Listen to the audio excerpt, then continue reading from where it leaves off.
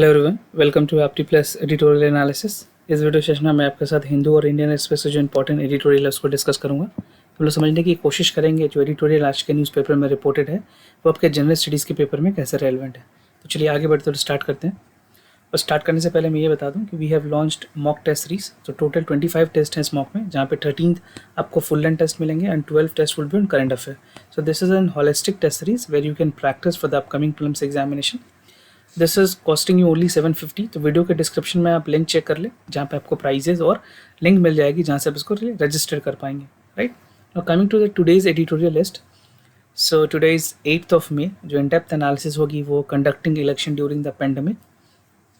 साथ के साथ मैं आपके साथ कुछ MCQs के क्वेश्चन भी पूछूंगा और एक्सप्लेनेशन बताऊंगा। कल के जो क्वेश्चन हमने किए थे उसके एक्सप्लेनेशन आज डिस्कस करेंगे।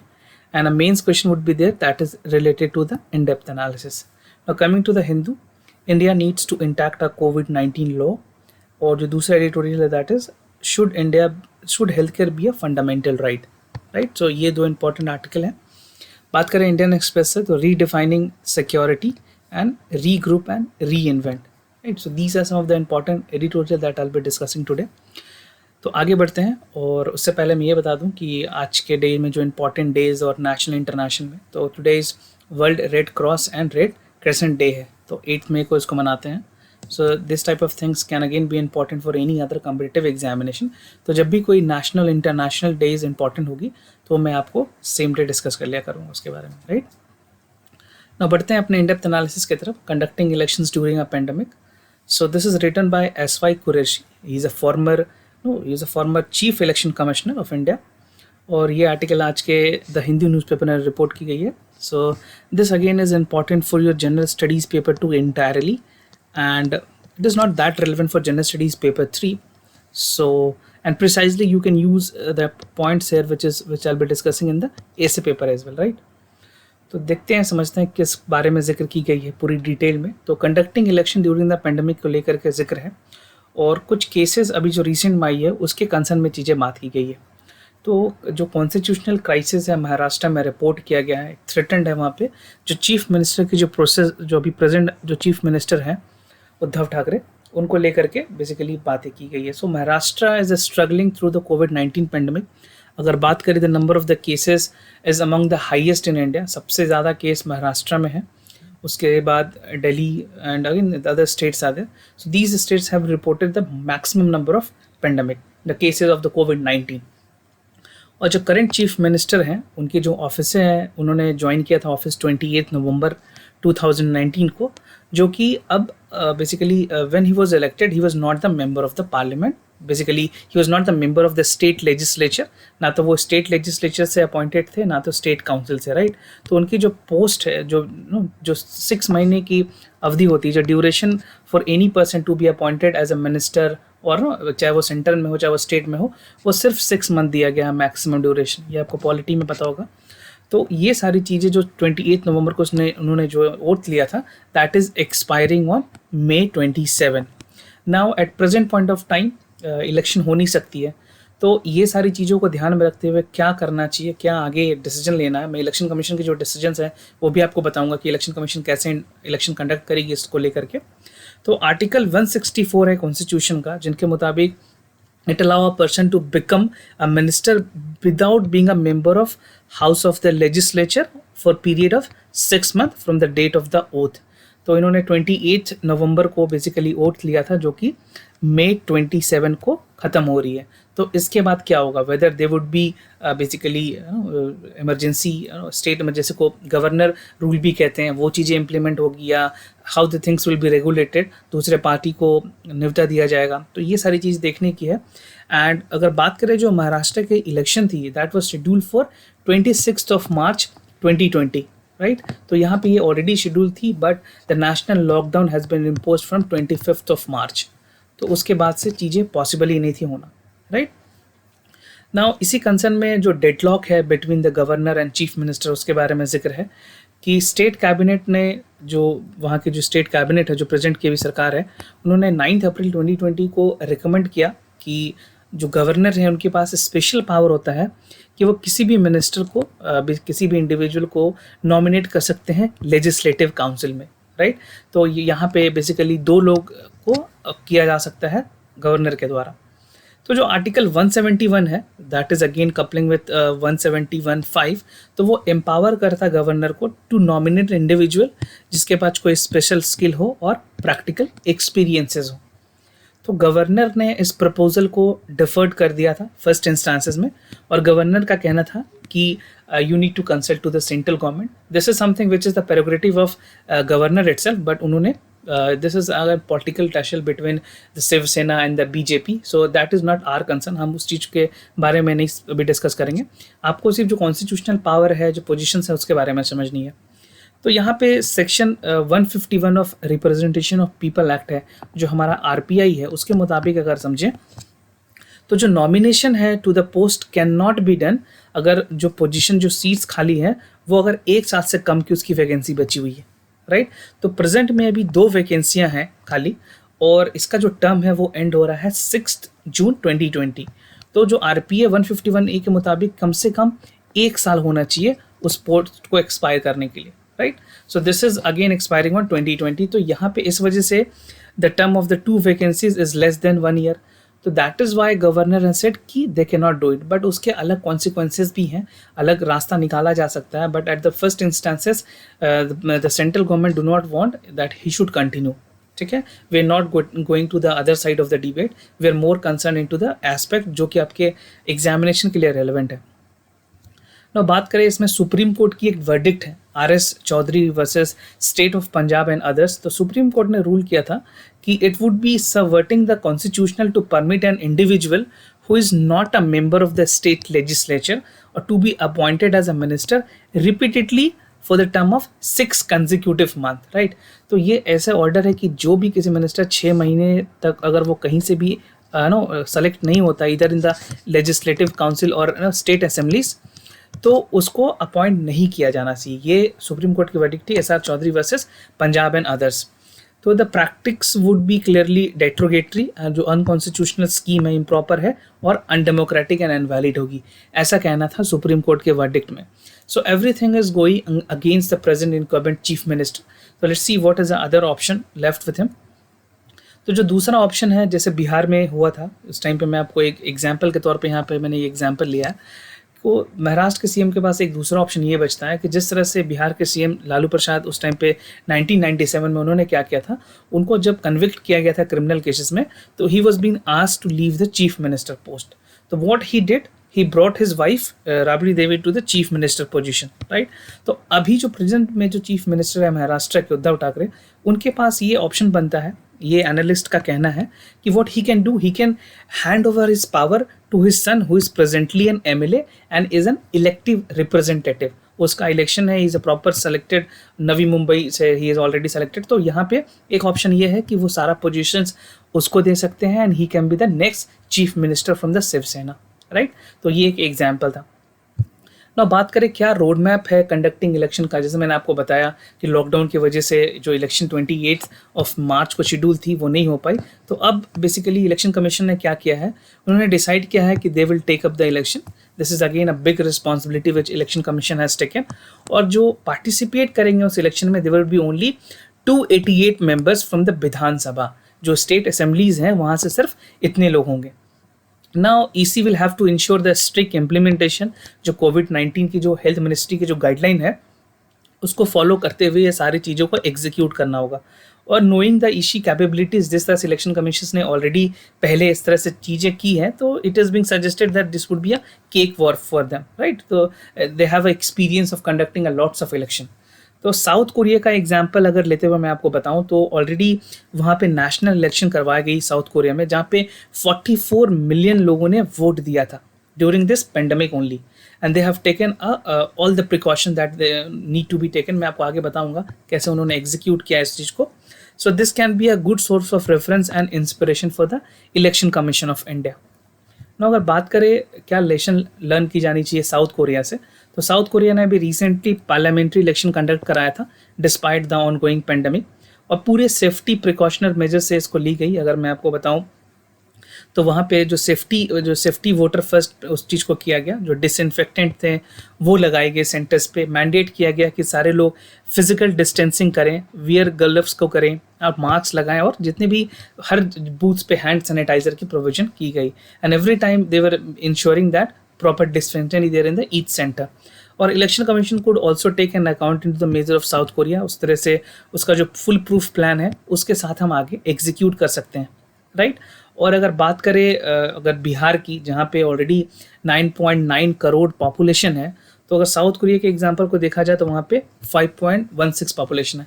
ये मैं आपको आगे बताऊंगा कि कौन कौन स्टेट्स पे और कहाँ इलेक्शन पेंडिंग्स हैं इंडिया में अभी, राइट। तो it would be a tougher task for the election commission कि जो उनका गोल है no voter left behind.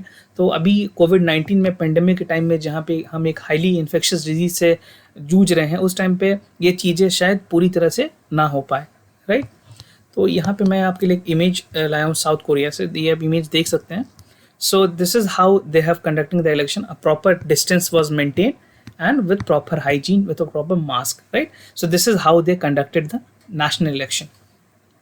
Now coming to the upcoming state elections in India, basically अभी जो recent elections होनी है, तो बिहार में जो election है that is scheduled for 29th of November, West Bengal में May 30, 2021 को, असम में May 31, 2021, केरला में June 1, 2021, तमिलनाडु में May 24, 2021 और पुडुचेरी में June 8, 2021। तो ये सारी इलेक्शंस ऑलरेडी अपकमिंग है।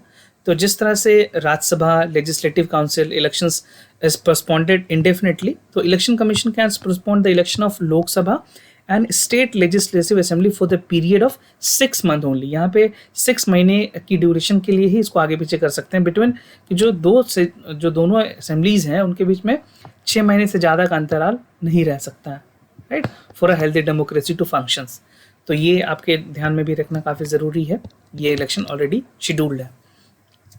Now coming to the way forward, कुछ एक्सपर्ट्स का मानना है कि जो कोविड-19 का जो सिचुएशन है it can last for 2 years, कम से कम इसका जो लोगों को खामियाजा भुगतना पड़ेगा वो 2 साल तक चल सकता है। जिस तरह से अभी तक जब वैक्सीन नहीं डेवलप हो जाए, वैक्सीन के बाद ह्यूमन ट्रायल्स के बाद अगेन सक्सेसफुल, अगर चीज़ें सक्सेसफुल हो जाती है तो फिर मास प्रोडक्शन होना है वैक्सीन का, so that will take another course of 2 years to develop.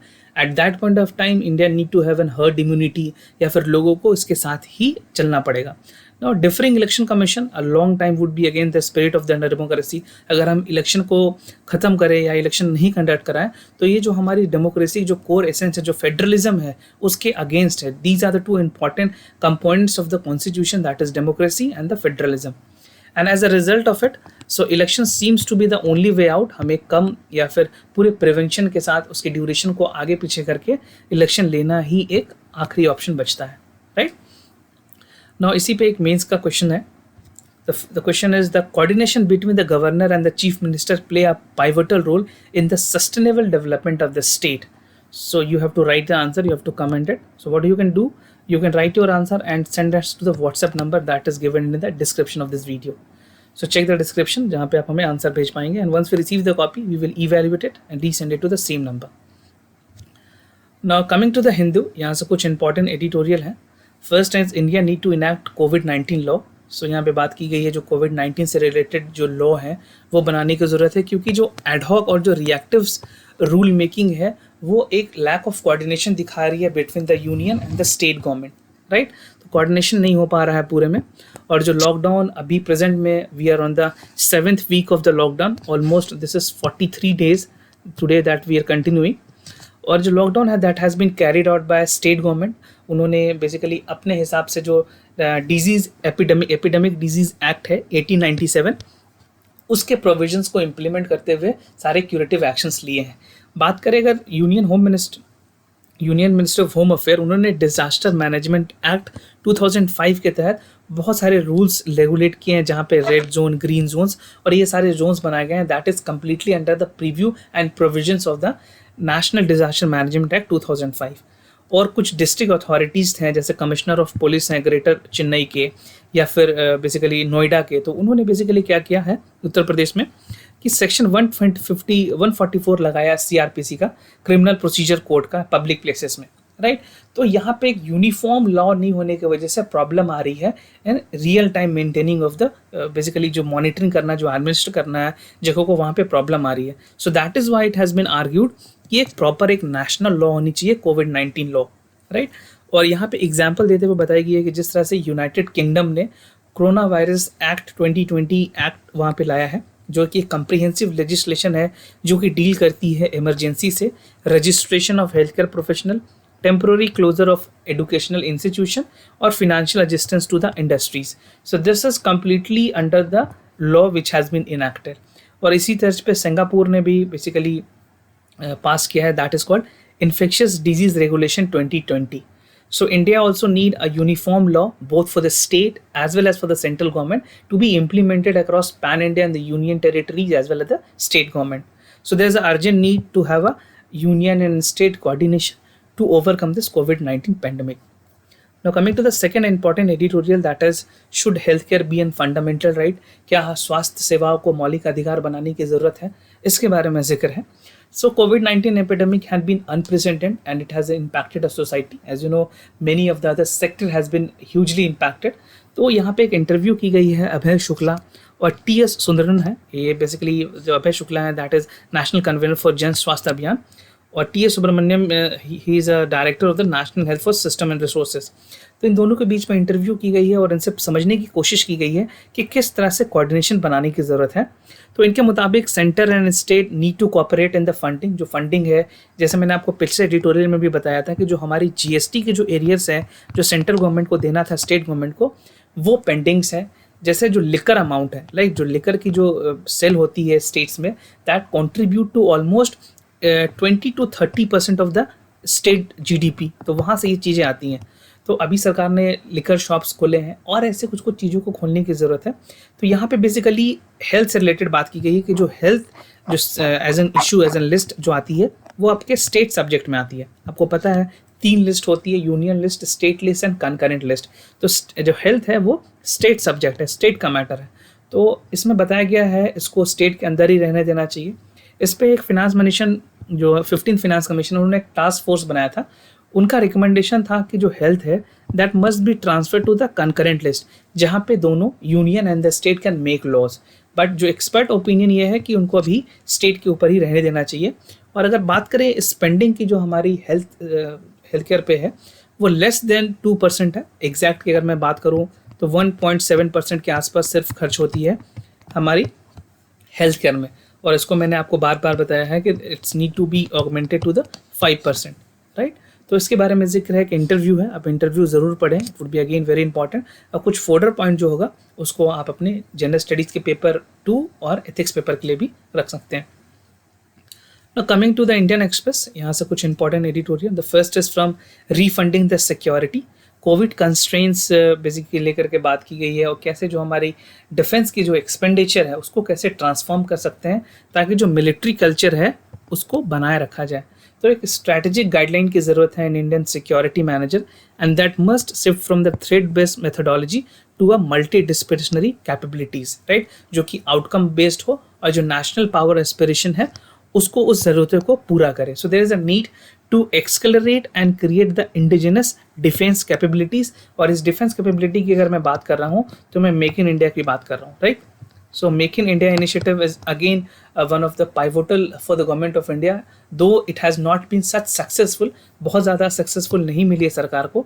But अभी के टाइम में चाइना से इंपोर्ट करने से अच्छा है कि अपनी जो मैन्युफैक्चरिंग हब है उसको बनाया जाए। जिस तरह से रफाल की बेसिकली हमने मेक इन इंडिया में कोशिश की थी कि वापस हमारा जो टेक्नोलॉजी ट्रांसफ़र है, टीटी जो है, टेक्नोलॉजी ट्रांसफ़र के थ्रू हम रफाल को हमने यहाँ पे जो रिलायंस की जो डसॉल्ट नाम की कंपनी है उसके साथ टाई अप करके we have build that, right.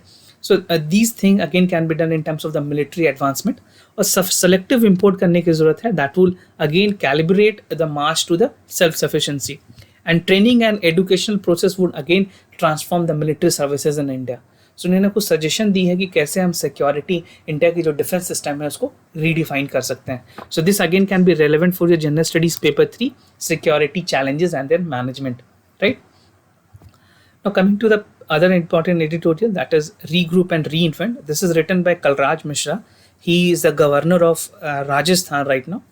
So basically he talks about the functions responsibility of union and state कि किस तरह से कोविड-19 is again a medical cum economic emergency. It's not इसका जो इफेक्ट है वो डुअल है, one both in the health care sector and other in the economical sector.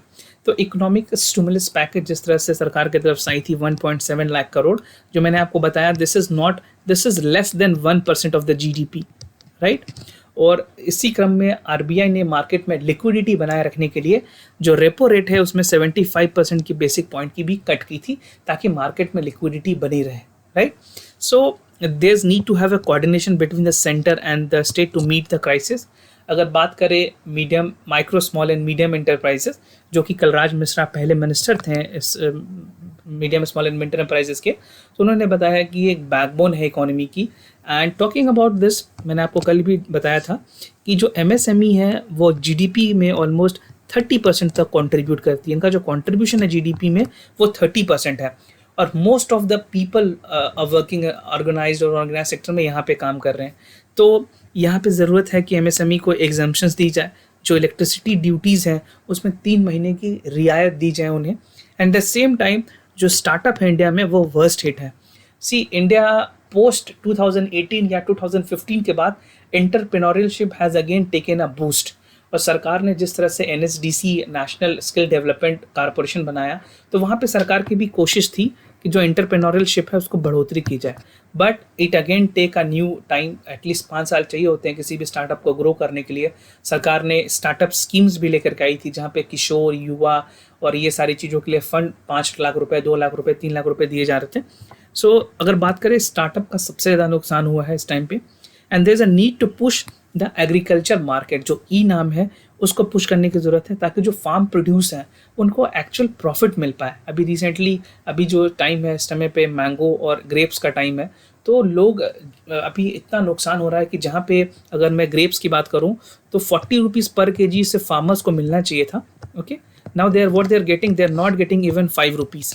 उनको 5 रुपये किलो से भी वो अपने ग्रेप्स को, अंगूर को बेच नहीं पा रहे हैं। तो आप समझ सकते हो ऐसे फार्मर जिसने 4 लाख रुपए का, 5 लाख रुपए का लोन लिया था और उसका लोन का 10% अमाउंट भी अगर वो रिकवर नहीं कर पाएगा, so it would be very time situation, a grave situation for the farmer like India, जहाँ पे सारी चीज़ें अभी still again in the hold. तो जो शार्प रिडक्शंस हैं इंटरनेशनल क्रूड ऑयल पे, वो भी एक इंडिया के लिए अपॉर्चुनिटी बन सकती है कि how we can use it and we can reserve the oil. जैसे मैंने आपको पहले एडिटोरियल में भी डिस्कस किया था कि we have a 75 days reserve oil in the country, तो इसको और बढ़ा सकते हैं। एट द सेम टाइम जो प्राइजेस है उसको रेगुलेट करने की जरूरत है। रिसेंट में सरकार ने 7 रुपीज़ पर लीटर प्राइस बढ़ाई है, तो यहाँ पे और ज़्यादा एक्स्ट्रा परचेस करके इस चीज़ से रेगुलेट किया जा सकता है। Because at this point of time people do not have money, so they don't want to expend more and they don't want to pay extra in any of the petroleum products. All right, so this is what has been discussed. Now coming to the important MCQs, उससे पहले मैं कल के जो answer है वो discuss कर लूँ। तो कल के सवाल जो मैंने आपसे पूछे थे that is regarding to the Irula tribe, तो इसके जो आंसर है वो है B, that Irula is the Dravidian ethnic group as India is one of the oldest indigenous community living in the Nilgiri mountain of the state of Tamil Nadu and Kerala, right. And जो Irula residents हैं वो 2 south Indian countries like Tamil Nadu and Kerala. So Tamil Nadu में they reside in Nilgiri, Coimbatore, arrowed, Namakkal and Salem, धमाकरी। और बात करें back in Kerala, they reside in the Palakkad district, Attappadi and वालाकार पंचायत्स। तो यहाँ पे ये सारे लोग रहते हैं। So this again the tribes questions are again very relevant for UPSC prelims examination. जो दूसरा सवाल है मैंने आपसे बायो फोर्टिफिकेशन से रिलेटेड पूछा था, तो इसका आंसर है C, that bio fortification is an idea of breeding crop to increase the nutritional value of the food, right. So this is the correct answer, C is the correct answer for this. Now coming to the today's question, the first question is from Indian culture. तो आपको बताना है जो neolithic period है that depicts the painting of which of the following, elephant, horse, stylised human, tiger और butterfly, इनमें से कौन कौन से पिक्चर्स डिपिक्ट किए जाते थे नियोलिथिक पीरियड्स में।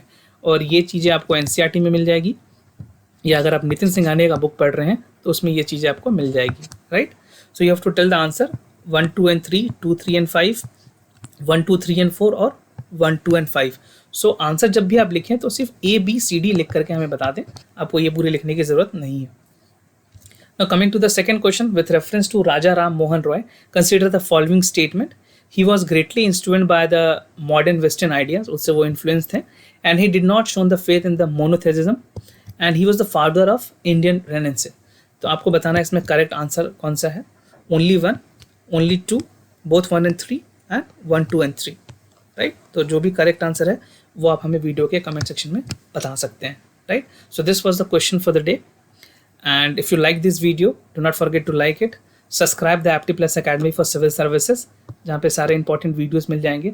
इस महीने के PRS PIB के कंपाइलेशंस आने वाले हैं. होपफुली आज आपको सारे कंपाइलेशंस भी मिल जाएंगे.